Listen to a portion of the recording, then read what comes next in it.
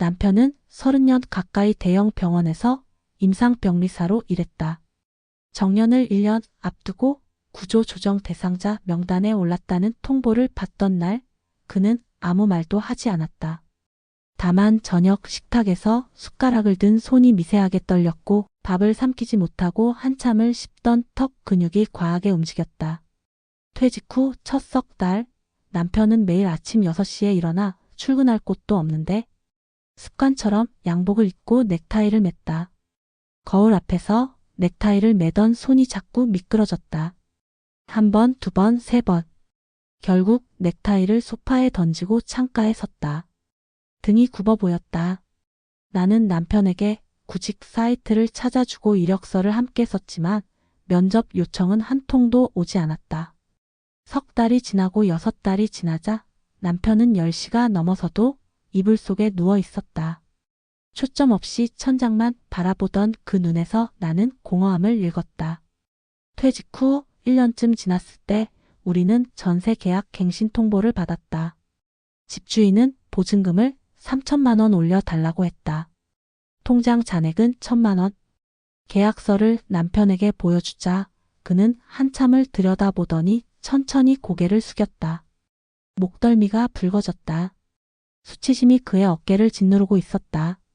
결국 우리는 보증금이 더 낮은 집으로 이사했다. 짐을 싸며 가슴 한쪽이 무너지는 느낌을 받았다. 부엌 한 구석에 앉아 손바닥으로 얼굴을 감쌌다. 목구멍이 메어왔고 손끝이 차갑게 식어갔다. 새 집으로 이사한 지 한 달쯤 지났을 때 서울에서 직장을 잡은 아들에게서 전화가 왔다. 엄마, 전세로 옮기려고 하는데 1,000만 원만 도와줄 수 있을까요? 전화기를 든 손이 떨렸다. 심장이 빠르게 뛰고 귓가에서 맥박 소리가 쿵쿵 울렸다. 우리 형편 알잖니? 지금은 힘들다. 내가 대신 말했다. 전화를 끊자 손에 힘이 풀렸다. 남편이 조용히 물었다. 그래도 도와줘야 하는 거 아닐까? 아들인데. 목소리가 떨리고 있었다. 나는 입술을 깨물었다. 입안에서 쓴맛이 돌았다. 그럼 우린 다음 달 카드값은 어떻게 내? 남편은 대답하지 않고 소파에 깊이 몸을 묻고 두 손으로 얼굴을 감쌌다. 어깨가 작게 떨렸다. 나는 부엌으로 가서 물을 한 잔 마셨다. 목구멍이 타는 것처럼 아팠다. 며칠 뒤 아들이 직접 집으로 찾아왔다. 아버지, 이번에만 부탁드릴게요. 월급 들어오면 바로 갚을게요. 아들의 목소리는 간절했다. 남편은 잠시 눈을 감았다. 눈꺼풀이 파르르 떨렸다. 손을 무릎 위에 올려놓은 채 주먹을 꽉 쥐었다. 폈다를 반복했다. 한참 후 그가 입을 열었다. 이제는 우리도 벌어서 먹고 살아야 한다. 내 인생은 내가 책임져야지. 말하는 동안 목소리가 갈라져 있었다. 나는 차를 내오며 덧붙였다. 우리가 지금 도와주는 게 오히려 널 망칠 수도 있어. 찻잔을 놓는 손이 떨려 차가 받침에 흘렀다. 아들은 한참을 아무 말도 하지 않다가 천천히 일어났다. 문이 닫히는 소리가 너무 컸다. 남편은 그대로 소파에 앉아 등을 둥글게 굽히고 고개를 푹 숙였다. 나는 그 옆에 앉았다. 우리는 한참을 아무 말도 하지 않았다. 시계 초침 소리만 방 안을 채웠다. 그날 밤 나는 잠을 이루지 못했다. 옆에서 남편도 뒤척이며 깊은 한숨을 쉬었다. 나는 그의 손을 잡았다. 손이 차가웠다. 며칠 뒤 남편이 조심스럽게 말했다. 우리 그냥 도시 떠나서 작은 가게라도 해볼까?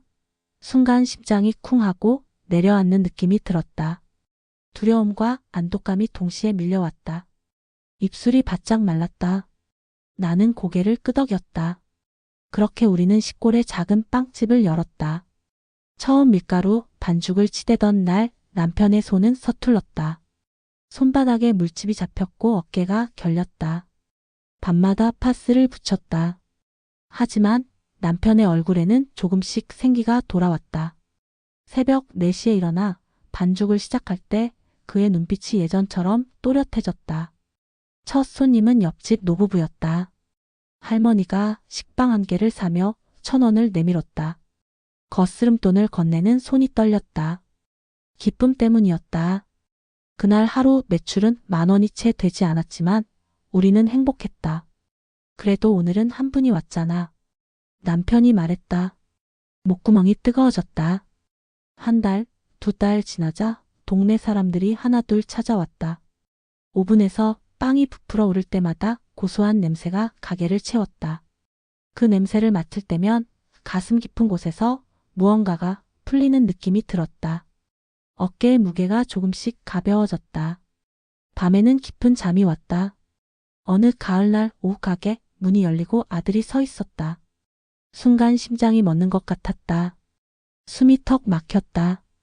아들은 예전보다 수척했지만 눈빛은 단단해져 있었다. 빵 냄새가 참 좋네요. 아들이 조심스럽게 말했다. 남편은 아무 말도 하지 않고 갓 구운 식빵을 집어 아들에게 건넸다. 손이 떨리지 않았다. 따뜻해요. 아들이 말했다. 그 짧은 순간 우리는 서로의 눈을 보았다. 미안함과 이해와 용서가 그 사이를 흘렀다. 내 눈에 눈물이 고였다. 목이 메었다. 이제 매일 새벽 4시 남편과 나는 오븐 앞에 선다.